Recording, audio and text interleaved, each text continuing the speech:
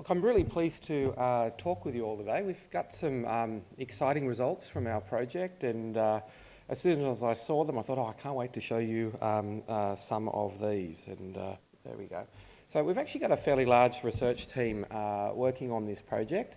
Quite a crew from Sturt University, and also some researchers as well from University of Tasmania, and they've been a really lovely team to work with, and some of them are here today as well, besides me. So when we started this project, the premise was there's a limit to what you can do with government funding. Government might say, I'm going to put $100 million or whatever into a market-based instrument, but when you sort of look at the scale of the problem across Australia, that actually doesn't go that far. And if you really want sustainable change, what we need to do is we need to activate consumer markets, finance markets, property markets, other markets, so that with increased productivity, gains that you get from using good soil stewardship practices, there'll be a really strong incentive for change. And it will, in a sense, be, it will be funded by markets rather than government. But there's a lack of knowledge we don't know what consumers know about soil. We don't know if we can get them to care about it. We don't know why they might care about it. We don't know about willingness to pay. We don't know how to communicate about soil. And we don't know, very importantly, about what the whole value chain thinks about it. Consumers might want something, doesn't mean they get it. So we have done multiple rounds of focus groups. We've talked to 29 value chain stakeholders, from major retailers to manufacturers to others.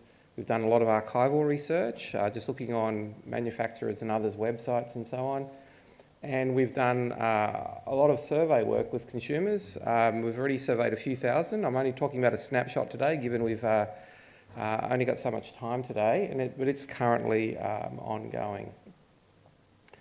So in our initial focus groups, we sought to understand what consumers knew about soil, and the answer is virtually nothing. Some people associated with farming do know some, but most don't. And we tried to figure out what messages might cause people to care about soil stewardship, and broadly we found three. One's associated with health, one's associated with the environment, and one's associated with farmers and supporting farmers. We also found that there were issues with trust, and that certification and brand ambassadorship would be potentially important because of that. And certification was important also to address informational failures, which is one of the main reasons why we've got our current project looking at certification, verification and other approaches as a way of having valid and reliable information, both for consumers but for the whole of the value chain. And we found that there were different consumer segments from our qualitative findings. But we went, and on that basis, using that qualitative information, we went and developed a whole lot of different communications collateral that would potentially could be useful for selling soil stewardship, if you like, that would demonstrate to potential organisations in the value chain how it might be done. So we developed a hypothetical brand called Nurtured Lands, and you might notice in the logo the hands that are holding the land there. We developed certification logos, we developed packaging for 5 products, some TV-style commercials, a whole range of them, designed to target the different segments, as well as 2 different kinds of websites, one emotional, one cognitive, and an advertorial.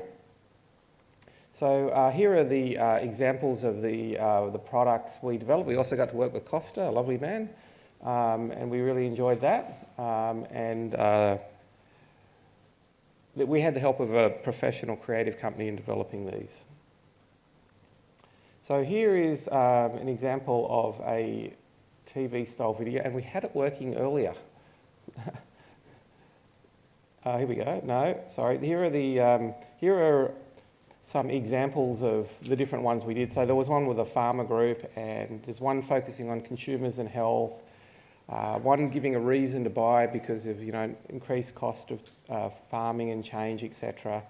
And anyway, let me show you one of them. We don't have a lot of time to go through it. Do you know the connection between your food and the soil it's grown in?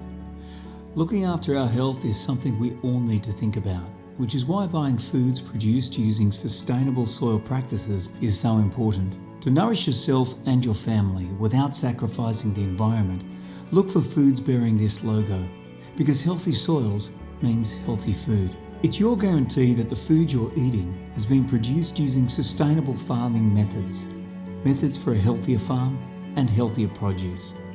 Support a sustainable Australian food supply and eat well.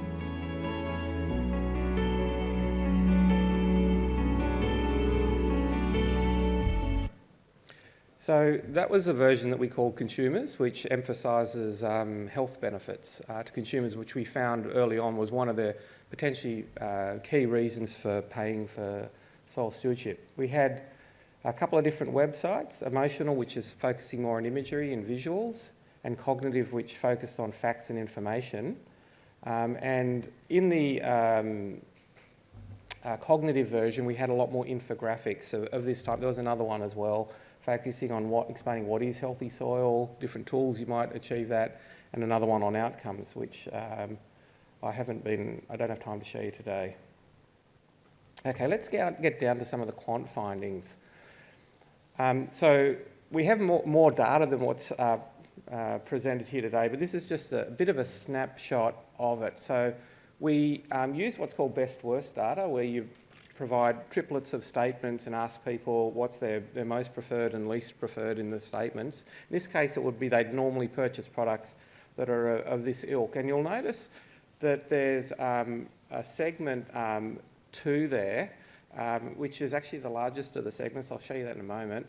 But they really like Australian-made, supporting Australian farmers, products with more natural ingredients and healthier products.